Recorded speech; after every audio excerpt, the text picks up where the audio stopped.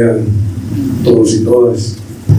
Quiero destacar que expresar mi satisfacción y felicitar a la Escuela de Filosofía, debo hacer,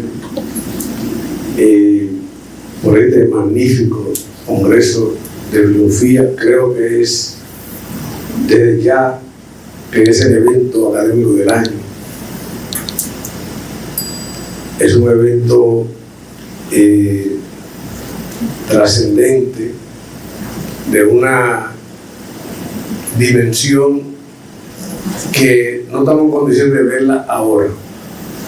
Se va a ver más adelante, porque uno hace las cosas y no puede medirlas. Cuando nosotros hicimos, este es el sexto congreso, el primero lo hicimos nosotros, cuando fuimos director de la escuela, en el año 1999. Y estos congresos son hijos de ese primer congreso. Pues la primera piedra la pusimos nosotros.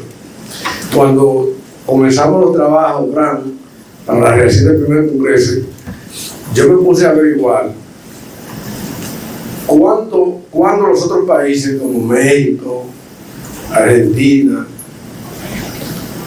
Colombia, etcétera, habían hecho su primer congreso.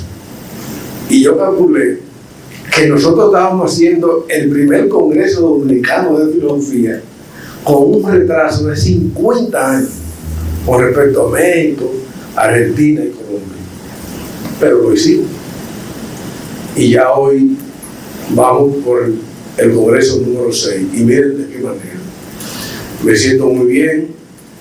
Yo he estado aquí todos estos días disfrutando este evento, participando en diversas mesas, y uno se siente plenamente realizado.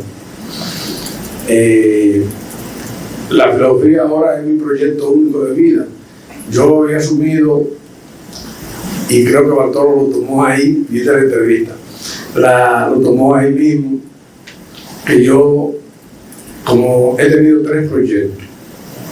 El primer proyecto de izquierda, que era un proyecto de carácter emancipatorio y liberador, que uno se comprometió en aquellos años duros de la época de Balaguer, el sentimiento libertario que acompaña a uno, sobre todo en esa etapa juvenil de la vida. Yo tenía apenas, iba rumbo a los 17 años, cuando fui mordido por las ideas de izquierda, y me integré en ese proceso durante más de 10 años. E incluso en esa lucha por la vida, entrega a los demás, hice a mi compañera durar conmigo 9 años de amor, sin casarme. Es una cosa terrible, hasta que llegó un momento y dije, pero espérate, esta muchacha no va a irme a trabajar para casarme con ella. Y así decidí empujar la carrera, buscar trabajo, para darle salida a ese problema que planteaba la vida. Por último, esta palabrita de introducción, le agradezco a todos ustedes que estén aquí conmigo para escucharme. He preparado una reflexión que he titulado Carlos Marx, Crítica y Trascendencia. Y voy a comenzar, traje por escrito la conferencia y le iba a decir algo, pero no debo decírselo directamente porque está aquí en el texto, para no repetir. Pero la idea es que la conferencia que les voy a editar, o las palabras, el diálogo que quiero establecer con ustedes, eso espero que sea un diálogo, es una construcción que ha levantado sobre la base de una investigación de 100 páginas que ya tengo escrito sobre la obra y el pensamiento de Marx. Una búsqueda que estoy haciendo, profunda. Pero de manera especial he usado esa base de investigación, pero yo he preparado sobre ese material bruto esta conferencia y he sacado este extracto para ustedes. O sea, me he dedicado a sacar este extracto. Durante toda la semana que yo he estado participando en el Congreso, por la mañana temprano yo iba puliéndola, le iba dando forma, estructurándola y preparándola para este momento. Todavía ayer escribí yo la conclusión de esta conferencia, porque le preparé una conclusión también de lo que le voy a pronunciar. Carlos Marx, comienzo ya, crítica y trascendencia. Una breve palabra introductoria.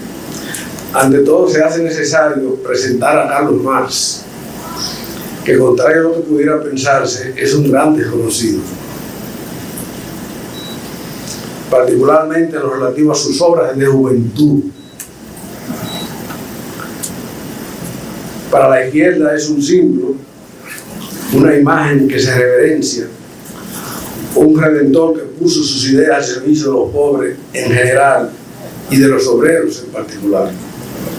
Para la derecha, un vago que por no trabajar dejó morir a su familia de hambre.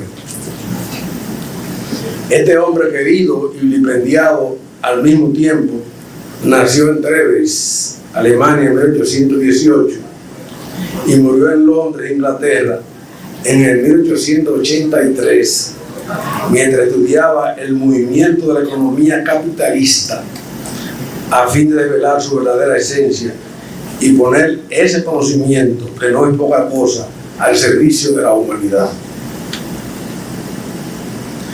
En el prólogo a la segunda edición alemana del Capital, escrito en 1873, Marx reconoce la mistificación presente en la dialéctica hegeliana.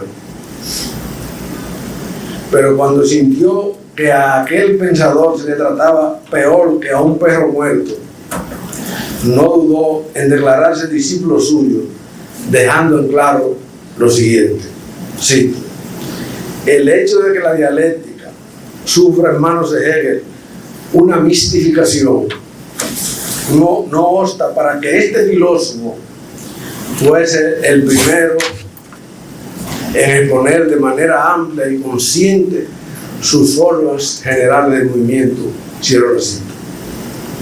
152 años después del loable gesto con su maestro, quiero yo, Rafael Morda, visualizar a Carlos Marx, rescatándolo del olvido.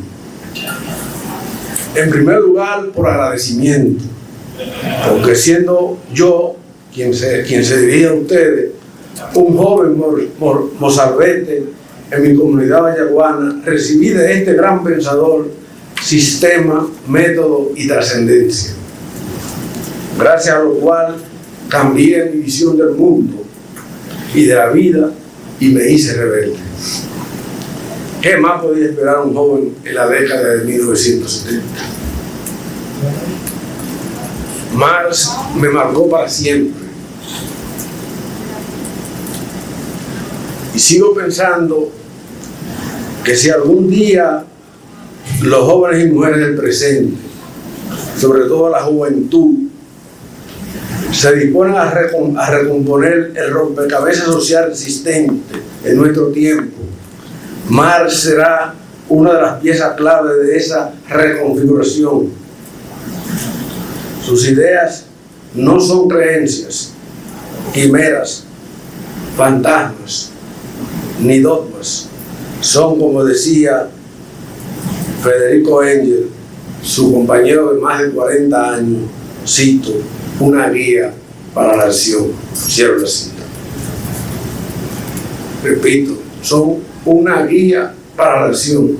El que está pensando que Marx le va a dar receta para resolver los problemas de este tiempo sin estudiarlo, que se despida, que esa receta no la va a encontrar.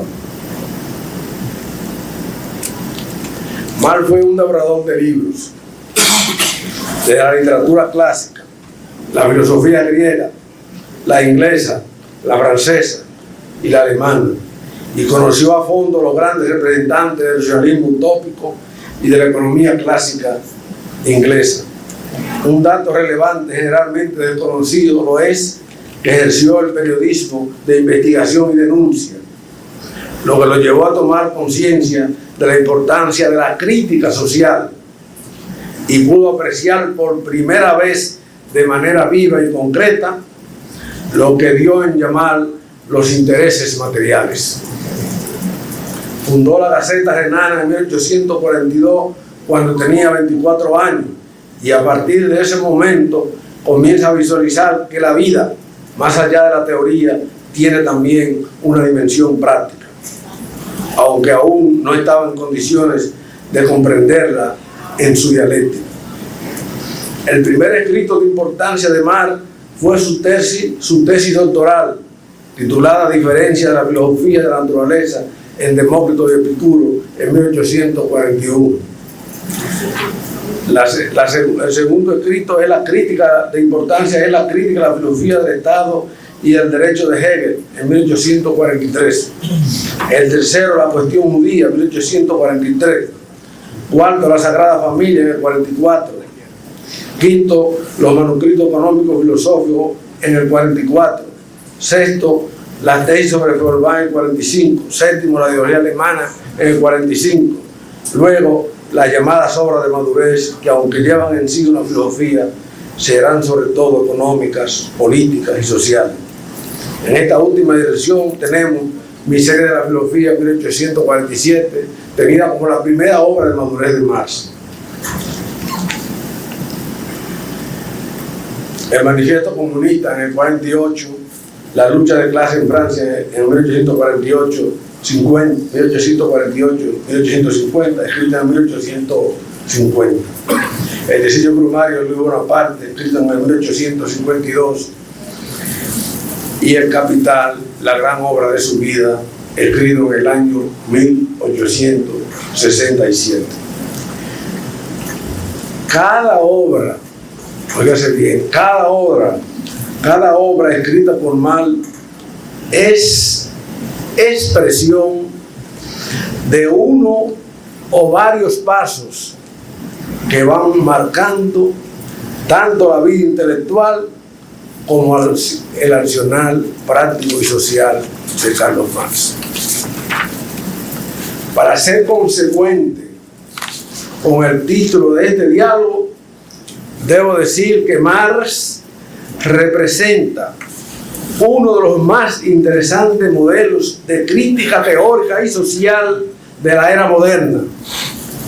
Una modernidad que abordó con profundo espíritu crítico y analítico, viendo sus complejidades y contradicciones, reconociendo su carácter progresivo por un lado y de sociedad históricamente transitoria por el otro.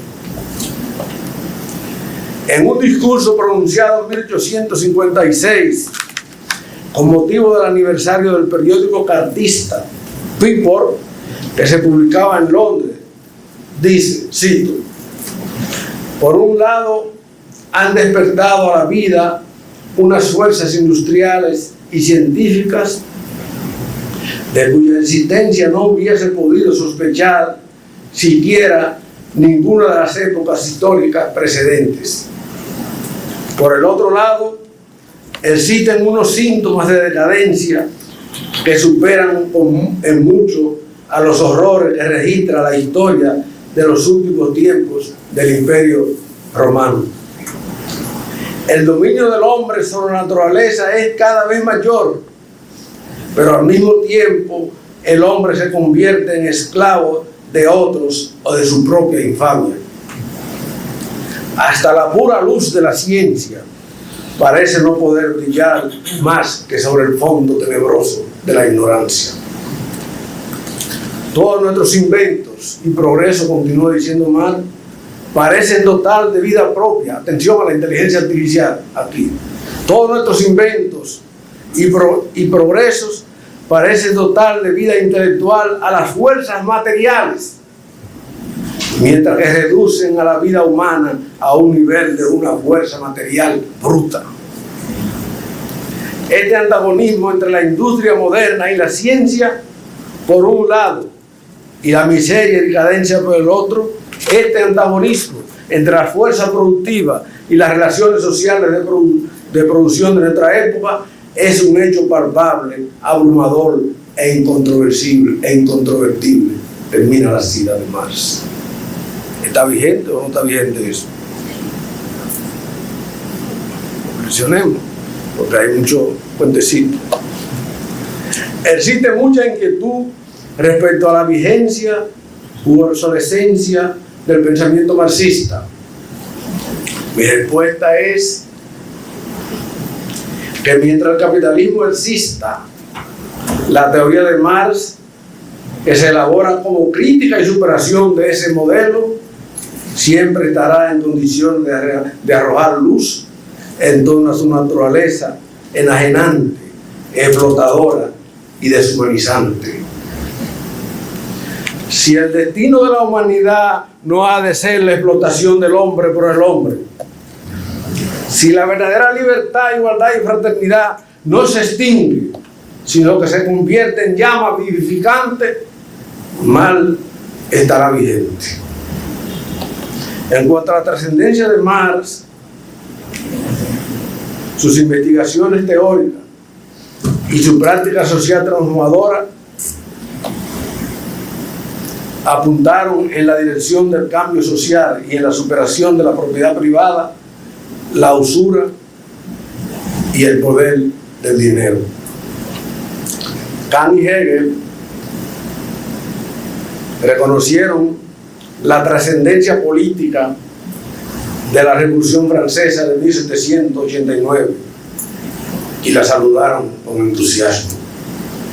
Marx, aunque en principio se orientó por el paradigma ilustrado, superó la concepción burguesa de la sociedad y se hizo militante de la causa de los trabajadores, pero solo como un medio hacia la emancipación total de la humanidad. Dejo constancia en esta introducción que la crítica y trascendencia que veo en Marx está limitada en esta ocasión a las obras de juventud. Es decir, me moveré desde la tesis doctoral hasta la ideología alemana, obras en las que el espíritu filosófico brilla resplandeciente y anuncia la llegada de nuevos tiempos. Crítica y evolución intelectual de Marx. Primero, el primer acontecimiento de importancia, oigan bien, porque aquí les voy a mostrar cómo se construye un pensador, un gigante. Eso es importante, porque nos da referencia para construirlo nosotros. El primer acontecimiento de importancia que va a marcar para siempre la evolución intelectual de Marx es su paso por el movimiento joven hegeliano, particularmente el grupo que operaba en la Universidad de Berlín. Este es el papel de las universidades, siempre que han desempeñado, conocido como los Doctor Club, en cuyo interior define y arraiga su vocación filosófica, al tiempo que se pone en contacto con las ideas más avanzadas del momento, que eran la del filósofo idealista Guillermo Federico Hegel. En carta a su padre de fecha 10 de noviembre de 1837, dice, cito: estudié de cabo a rabo a Hegel y la mayoría de sus discípulos, y me he ido sintiendo cada vez más encadenado a la actual filosofía del mundo, a la que había creído poder sustraerme. Porque más rechazado al principio Hegel, pero al final se enfermó, se puso a leerlo y cayó en Hegel y quedó atrapado y prendado para siempre. Marx recibió muchas influencias de sus condiscípulos. Atención esto. Atención los que son condiscípulos hoy, los jóvenes condiscípulos del momento. Marx recibió muchas influencias de sus condiscípulos. De Bruno Bauer tomó su crítica de la religión. De Feuerbach se apropia del espíritu superador de la filosofía de Hegel, rechazando la supremacía de la idea. En Max Stirner encontró el impulso para superar el humanismo de Feuerbach, y de Hess recibió las claves para transitar de las ideas radicales al campo de la economía. Muestro estas fuentes nutricias para evidenciar que ningún genio, y Marx lo era, hace avanzar el conocimiento por sí solo. Lo hace impulsado por el desarrollo de las condiciones objetivas y subjetivas de la existencia y por el impulso creativo de muchos hombres que, jalonados por la vida misma, tras mucho esfuerzo reflexivo y diálogo con la tradición y sus coetáneos, logran escalar hacia las cumbres más altas. Marx levanta el vuelo de mano de Hegel y luego, con ayuda de Feuerbach, supera el idealismo de Hegel y se hace materialista. En carta dirigida a Feuerbach el 11 de agosto de 1844, le concede el mérito, cito, de bajar el concepto de género humano del cielo de la abstracción para situarlo en la tierra firme. En definitiva, Marx dialoga, critica y supera creativamente lo mejor de los materialismos e idealismos de los siglos XVII, XVIII y XIX. También se nutrió de la economía clásica inglesa y del socialismo francés. Marx, crítica y trascendencia en la filosofía del derecho y el estado de Hegel. Hay hombres que no piensan por pensar, ni escriben para que los demás digan que escribieron. Tal es el filósofo que nos ocupa. Cada obra escrita es la expresión de uno o varios pasos de avance en el diseño y elaboración de su pensamiento. De la tesis doctoral mostró su filo crítico frente al pensamiento de Hegel por su subvaloración de la escuela epicúrea y su creador Epicuro. Sin embargo, estoy convencido que el mal crítico nace con la filosofía del derecho, con la crítica de la filosofía del derecho de Hegel. En esta obra califica de exuberante y abstracta la imagen mental que Hegel tiene del Estado moderno, que no capta al ser humano real. Los dos problemas esenciales que Marx trata de resolver con su crítica a la filosofía del Estado y el derecho de Hegel son la relación teoría-práctica y la dialéctica Estado-sociedad civil. Augusto Cornu, un gran teórico del marxismo, gran conocedor del Marx, le confiere una importancia capital a los reparos críticos realizados por Marx a la filosofía del derecho y el Estado de Hegel, porque es a partir de ese momento que comienza a experimentar una transformación profunda de su concepción del mundo. Rompe con la postura de Hegel, que ve en el Estado otra de las tantas manifestaciones de la idea, y siguiendo el curso del desarrollo histórico, captura intelectualmente la lógica de dicho proceso. ¿Cuáles son las conclusiones a que Marx llega en su crítica a la filosofía del derecho y el Estado de Hegel? Aquí se las sintetizo pedagógicamente. 1. Luego de la obra crítica de los jóvenes hegelianos, particularmente Bruno Bauer y Ludwig Feuerbach, la crítica religiosa había llegado a su punto culminante en Alemania. 2. La crítica hegeliana del Estado representa un análisis consecuente y crítico del Estado moderno, así como de la propia sociedad de la cual brota y es producto histórico. 3. La reproducción intelectual que Hegel logra del Estado moderno, dice Marx, es la imagen mental de dicho Estado, que al igual que la sociedad de la que surge, se abstrae del ser humano real. En virtud de su retraso económico, político y social, Alemania no participó en la lucha por cambiar la realidad, particularmente el antiguo régimen social del feudalismo, y solo estuvo a la altura de los pueblos modernos, cito, en la actividad abstracta del pensamiento. Y 4.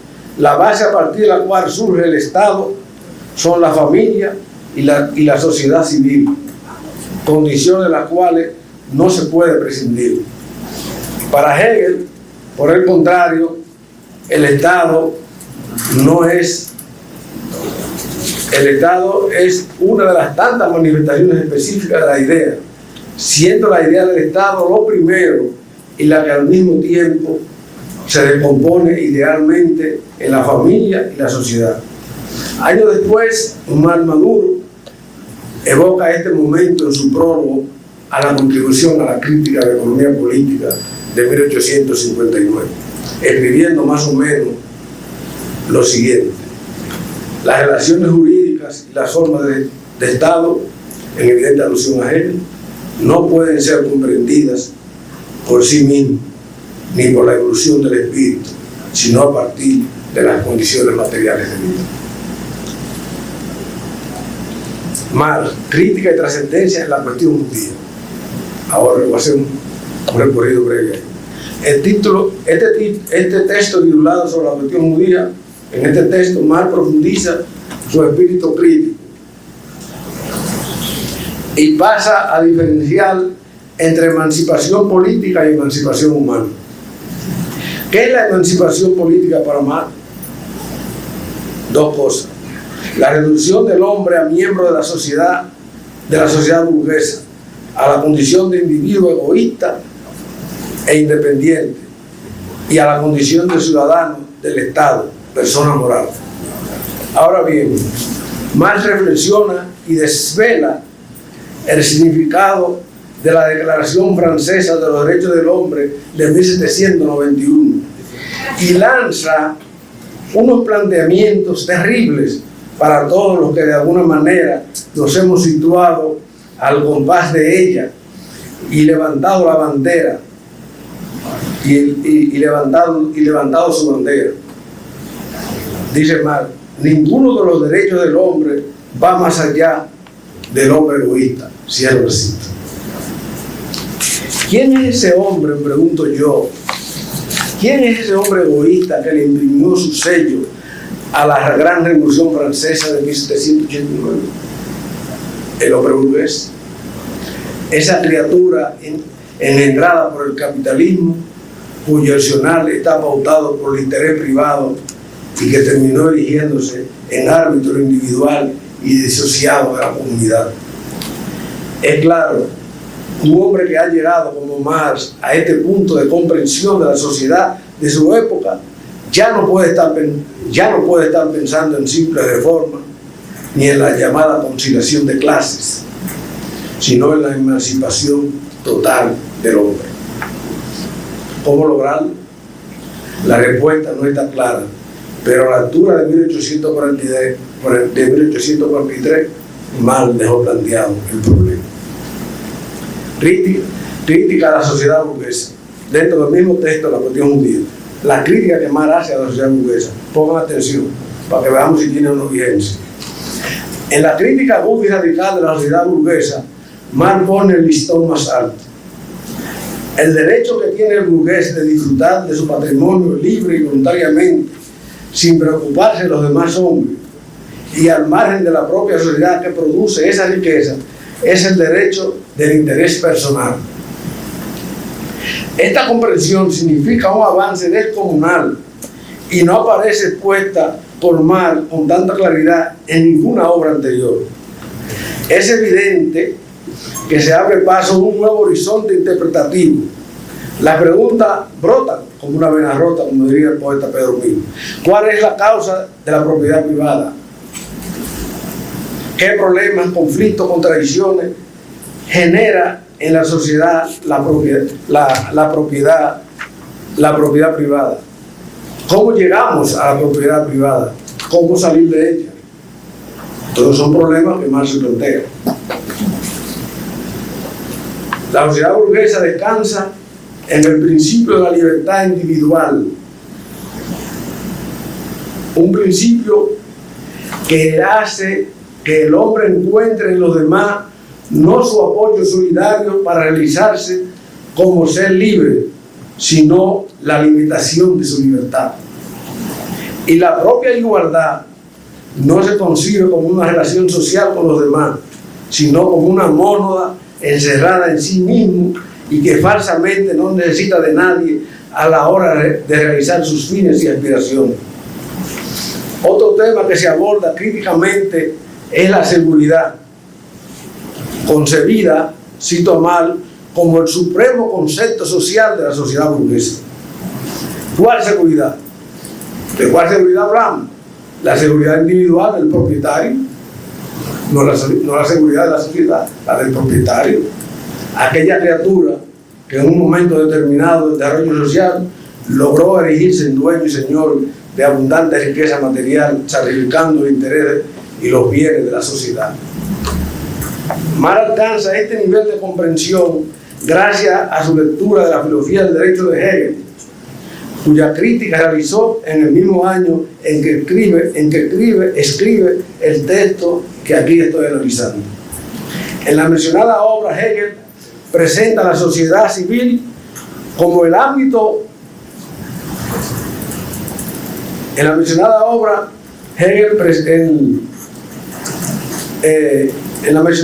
Marx presenta a la sociedad civil como el ámbito social donde encuentran su realización los fines egoístas de los hombres y donde cada uno es un fin en sí mismo. Y como no puede llevar a feliz término la completud de su egoísmo, si en el concurso del otro, cito, los demás son un medio para su fin particular, cierro la cita. Por eso Marx ve claramente que lo que se asegura en la sociedad burguesa no son los bienes sociales, sino por el contrario, es egoísmo, expresión viva del individualismo que genera la propiedad privada. Marx dice que, abro comillas, el hombre sujeto a la atadura religiosa, cierro comillas, objetiviza su esencia y al hacerlo la convierte en un ser fantástico ajeno a él. Por ejemplo, Dios es la objetivación de la esencia del hombre y el dinero es la objetivación de la esencia del trabajo alienado. Es claro que Marx ha podido realizar esta crítica superadora luego de su lectura de la esencia del cristianismo de Feuerbach, que fue escrita en 1835.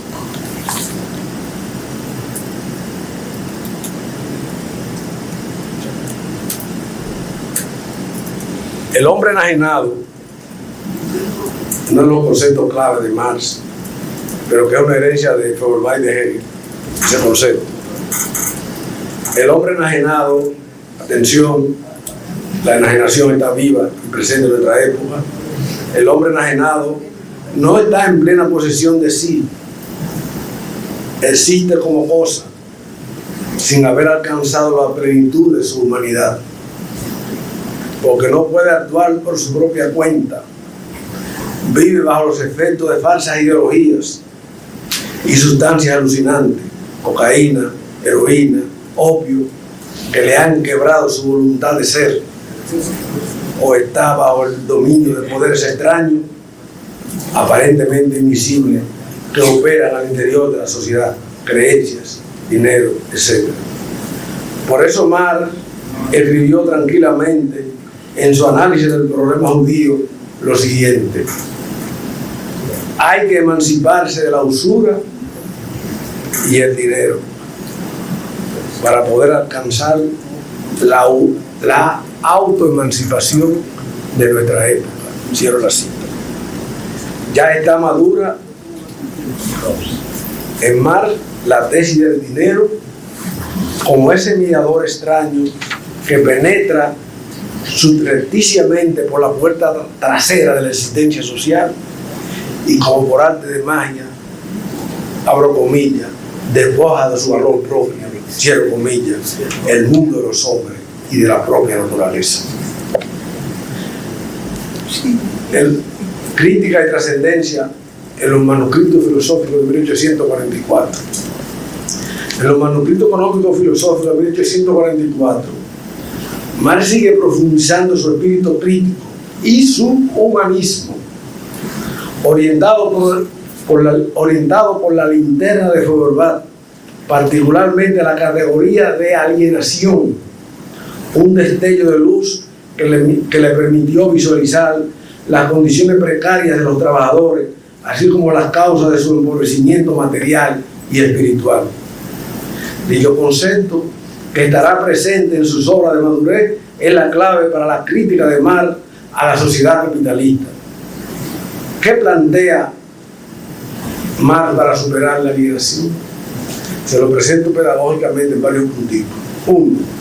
La emancipación de la sociedad de la propiedad privada. Ustedes decidimos y trabajamos no para eso, pero está planteado. Y es un problema actual. 2. La emancipación política de los trabajadores, vista como un momento de la emancipación humana. Porque Marx escogió al proletariado como sujeto, pero eso es un medio. El fin es la emancipación total de los seres humanos, de la tierra. Eso está desde los primeros escritos de Marx, la introducción a la filosofía del Estado del Derecho, que publicó en los anales franco-alemanes en París. Ahí está en la doctrina judía, está en el manuscrito económico filosófico y está en la teología alemana. Entonces sobre está presente, porque la he buscado uno por uno. Entonces, 3. Marx conecta dialécticamente la liberación de los trabajadores con la emancipación humana, en el entendido de que todas las formas de servidumbre creadas por el hombre contra el hombre encuentran la plenitud de su desarrollo y concreción específica en la sociedad capitalista.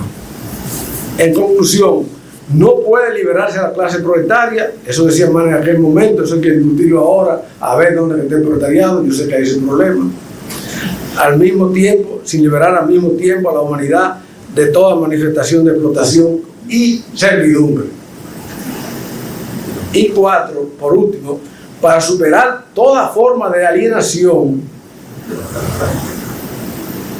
y servidumbre, Marx se plantea por primera vez, oigan esto, en los manuscritos económicos filosóficos, véase el tercer manuscrito, propiedad privada y trabajo, una nueva forma de organizar el proceso productivo y la propia vida humana que denominó comunismo. Por primera vez Marx aceptó el comunismo, que ya lo había rechazado varias veces, no quería involucrarse en eso, pero él, a partir de los manuscritos, aceptó el comunismo como una nueva forma de organización social.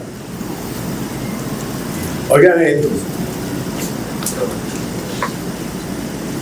una nueva forma de organización productiva y la propia vida humana, denominada comunismo, que dicho sea de paso, no es su creación, como muchas veces que Marx no ha creado el comunismo, no lo creó, pero lo hizo suyo, lo fundamentó, lo dimensionó y lo conectó con el proceso productivo, con las luchas de clase, con la liberación de los trabajadores y en particular con la emancipación humana en general. Ese es Marx, el comunismo estaba ahí hace rato, el socialismo y el comunismo estaban ahí en la sociedad. Marx lo había rechazado, no quería involucrarse con eso, así como no quería ser hegeliano. Pero la vida te tira por aquí y por allá. Todo el que ha luchado duro sabe que la vida te tira por aquí, te tira por allá, y lo que está dispuesto es, si rebala y te cae, a levantarse y ir para adelante. Eso lo voy a hacer, no hay que estar llorando. ¿Cómo es el comunismo a la luz de los manuscritos? Oigan esto, para que ustedes vean si se le parece al comunismo, a lo que hemos llamado el socialismo real. Oigan, escuchen esto. Porque aquí hay muchos cuentos y muchas cosas y muchas pendejadas que se dicen. Pero vamos a ver si esto se parece al comunismo real. E incluso en el que uno ha participado. Vamos a asumirlo también. Es un comunismo imbricado en la historia real y espiritual de la sociedad. Y que no evoca ningún pasado de oro, basado en la inexistencia de la división social del trabajo, de las clases, la propiedad privada y el Estado. El comunismo, el concebido en este texto de 1844, se levanta sobre las ruinas y la crítica de todas las expresiones de socialismo y comunismo precedentes. Se trata de no dar saltos al vacío, superando lo que hay que superar y, oigan esto, subrayenlo, conectando el nuevo momento con el desarrollo progresivo de la humanidad. En este sentido, Marx impregna su proyecto de las características siguientes. Escuchen. 1. Es un retorno, el comunismo es un retorno del hombre a sí mismo. Vean bien, es un retorno del hombre a sí mismo. Es decir, recuperación de su ser y conciencia social. Proceso que debe ser llevado a cabo dentro, cito, de toda la riqueza del desarrollo anterior, se refiere al capitalismo. Hay un progreso capitalista que Marx lo reconoce. No se trata de destruir el capitalismo. Hay un progreso capitalista y el comunismo tiene que remontar sobre ese progreso capitalista, que hay un progreso, y tomar el proceso ahí y arrancar el proceso de socialización de la vida social. Entonces, 2. Oigan esto. El comunismo se traza como meta la superación de los conflictos y contradicciones de la sociedad, lo producido por el capitalismo y los heredados de las sociedades anteriores. Eso soy yo que lo coloco para la pedagogía. En este sentido, siempre siguiendo a Marx, está hablando Morla, recojo las siguientes, es decir, las siguientes contradicciones que hay que superar. Oigan esto, oigan esto. El conflicto entre el hombre y la naturaleza. ¿Eso tiene actualidad o no tiene actualidad? El conflicto entre el hombre y la naturaleza. ¿Tiene actualidad o no tiene actualidad eso? No estamos destruyendo la naturaleza, no estamos destruyendo el medio ambiente, no estamos destruyendo todo. Esa contradicción que está planteada entre el hombre y la naturaleza hay que superarla. Y aparece en el punto número 1 planteado por el mismo Marx. El conflicto existente, tanto entre existencia y esencia. Para los existencialistas, no está aquí Lusitario. El conflicto existente entre existencia y esencia. Hay un conflicto, hay que superarlo. El conflicto entre libertad y necesidad. Y el conflicto entre individuo y género. Y yo le agregaría otro que no están ahí, que más no mencionan. Por ejemplo, siguiendo yo todo el espíritu de Marx, Marx entiende que la separación entre el trabajo manual y el trabajo intelectual hay que superarla. No puede haber separación entre el trabajo manual e intelectual. ¿Usted sabe por qué? Porque la separación entre trabajo manual e intelectual es el que ha creado la división de clase en la sociedad. La división entre el trabajo manual es la que ha producido un Platón que se va al cielo a reflexionar mientras los hombres están mira a los hombres de allá arriba, abajo. Es la que hace posible que el mundo intelectual, nosotros mismos como crítica debemos decirlo, esté operando y como de manera independiente por un lado, mientras la gente que baja en el lomo y produce la riqueza del país están por el otro. La división social del trabajo fue la generadora de toda esa polémica histórica que Kant dice que era una guerra intestina entre empirismo y racionalismo. Esa división social del trabajo es la clave que explica la división entre empirismo y racionalismo, porque eso es el mundo de la experiencia por un lado y el mundo reflexivo de la razón por el otro. Eso es hijo de la división social del trabajo. Entonces, en una sociedad socializada donde se estudia profundamente los procesos productivos, la separación del trabajo manual y el trabajo intelectual hay que superarlo. Entonces, aclaro que aún no estamos en el comunismo del manifiesto comunista, que yo no voy a entrar en eso, El nivel alcanzado por Marx se logra gracias al materialismo naturalista y humanista de Feuerbach. Marx, ahí en esos manuscritos de Feuerbach, es discípulo de Feuerbach. Para lo que no, es bueno decir eso, porque la gente aquí no quiere, la investigación no la vincula con el mito del concepto. Pero ¿cuáles son los dos conceptos clave que están haciendo posible que Marx pueda hacer esta crítica que está haciendo ahí en los manuscritos económicos? Dos categorías. Dos categorías. La categoría de alienación, que es una categoría clave que está haciendo posible que Marx pueda hacer esa crítica, y la categoría de práctica social, que ya aparece presente. Dos categorías. Esta categoría de alienación se fusiona con la categoría de práctica. Entonces ahí va a aparecer ya el mal de la tesis sobre Feuerbach, la famosa tesis de Feuerbach, que vincula la teoría con la práctica. Entonces, aclaro aún que no estamos en el manifiesto comunista. El nivel alcanzado por Marx se logra gracias al materialismo naturalista y humanista de Feuerbach, de la dialéctica de Hegel, el discurso sobre el socialismo y el comunismo del siglo XIX y la economía política inglesa, porque también este es el momento en que Marx por primera vez se encuentra con la economía. Marx se encuentra por primera vez con la economía en los manuscritos económicos filosóficos de 1844. Entonces ahí descubre que la enajenación no se planteaba únicamente en el espíritu, sino que la enajenación del ser humano se produce en el proceso productivo. Y hay que superarla tanto en el pensamiento como en la realidad económica y social. Eso es extraordinario. Pues pasamos al texto siguiente. Marx. 2 minutos. ¿Qué? 2 minutos. Me quedo. Marx, crítica trascendencia a las tesis sobre Feuerbach. 5 minutos necesito. Un texto. Marx escribió en 1845 un texto muy importante, me refiero a la tesis sobre Feuerbach, dirigida a superar la tradicional separación entre teoría y práctica. Ahí es que se logra. Como lo quieren cortar, ya yo le digo, sigan, investiguen. Ahí es que más logra unificar la teoría y la práctica.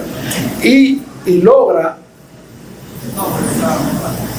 aprovechando la herencia de lo mejor del idealismo y del materialismo, implicar el mundo práctico con el mundo teórico e intelectual.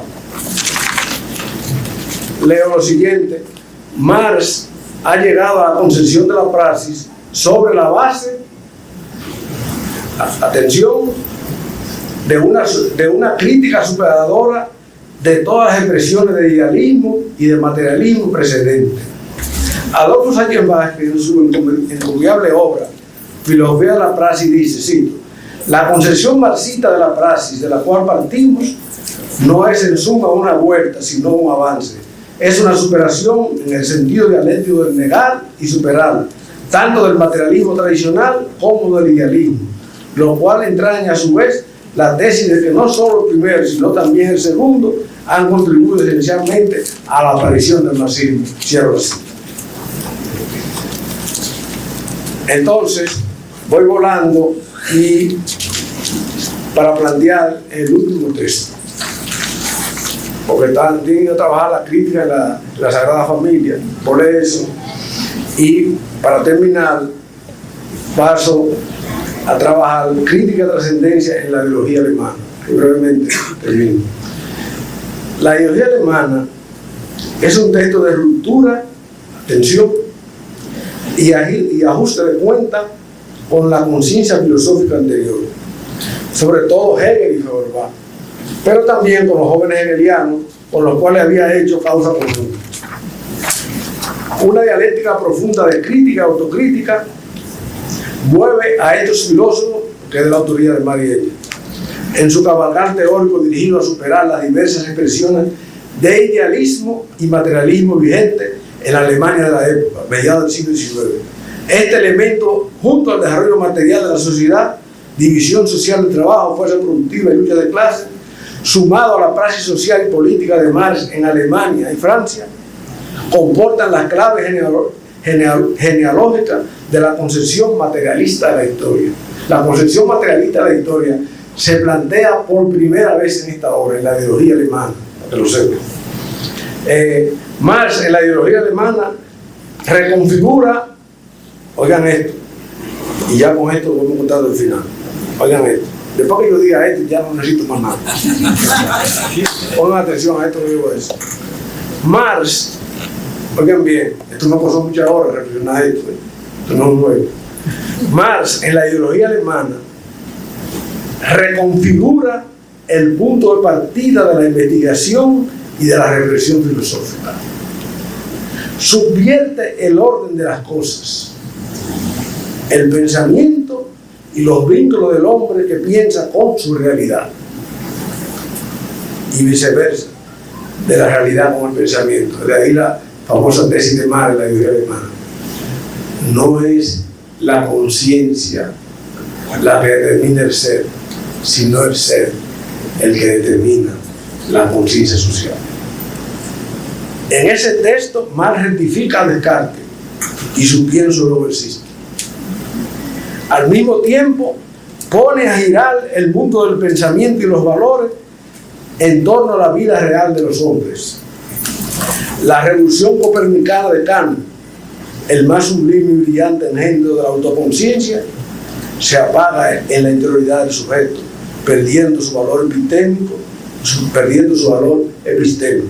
Asimismo, Hegel, con todo respeto a su dialéctica, queda profundamente averiado y destartalado, porque de ahora en adelante no hay razón humana que pueda sostener, al menos con fuerza y coherencia, que el nous, una especie de espíritu universal, gobierne el mundo. El despliegue dialéctico queda en pie, entendido como un movimiento que carta la vida real y expone, cito, los ecos ideológicos de este proceso vital. Cierro la cita.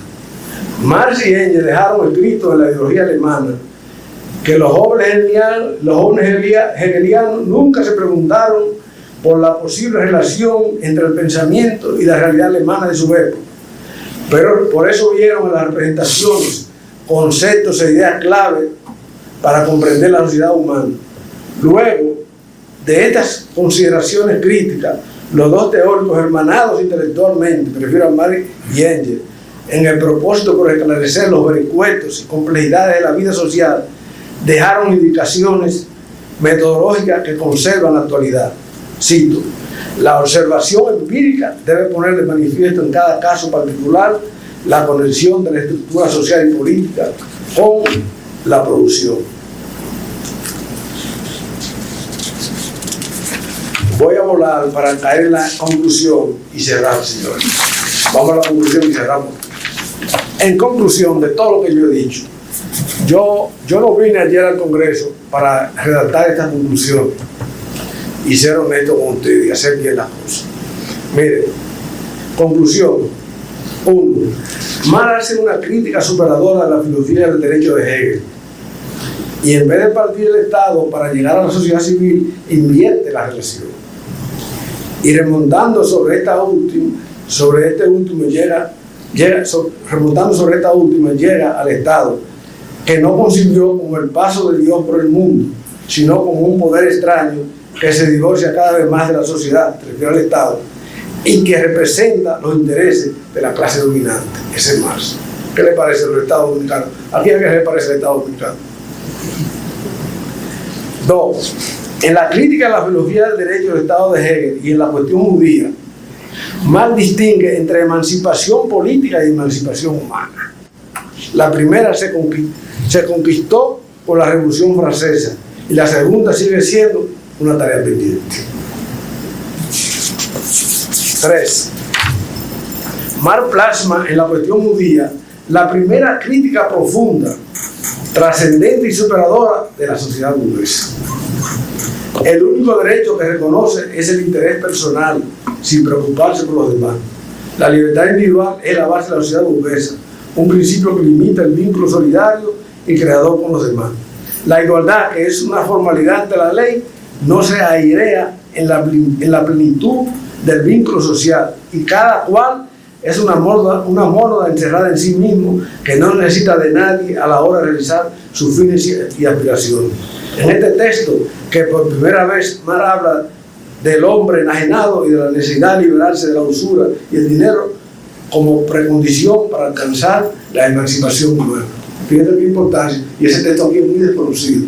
No lo leímos nunca en nuestra juventud, nunca. Yo lo leí ahora, la cuestión judía. Y 4, en los manuscritos, es en los manuscritos que más dialoga, los manuscritos económicos filosóficos, que más dialoga por primera vez con una ciencia particular, como la economía política, lo que le posibilitó el movimiento del concepto genérico de alienación a su expresión concreta en las relaciones económicas y sociales. También aquí Marx relaciona el concepto de alienación con el de praxis. También se hace partidario del comunismo por primera vez. 5, y ya voy terminando, 5, en la Sagrada Familia, que no la toqué, pero aquí aparece en la conclusión. En la Sagrada Familia continúa su crítica de la escuela hegeliana, en particularmente a Bruno Bauer, que fue junto con el joven hegeliano y fue maestro de Marx, fue profesor de Marx. Y aquí en esta obra profundiza el papel del proletariado como sujeto social.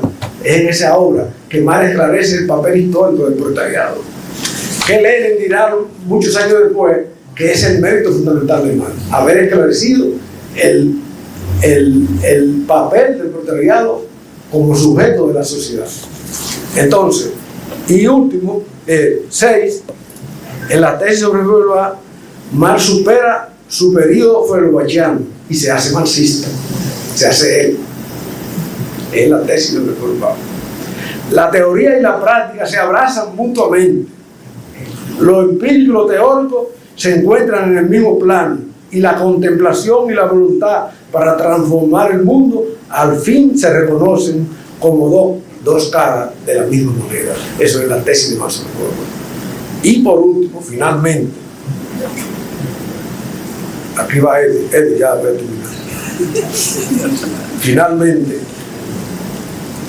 con la ideología alemana, Marx concluye su crítica de la filosofía de Hegel, de Feuerbach y de los jóvenes hegelianos. Desarrollan la concepción materialista de la historia y avanzan en la configuración de la sociedad del futuro, que no es otra que el comunismo. Muchas gracias.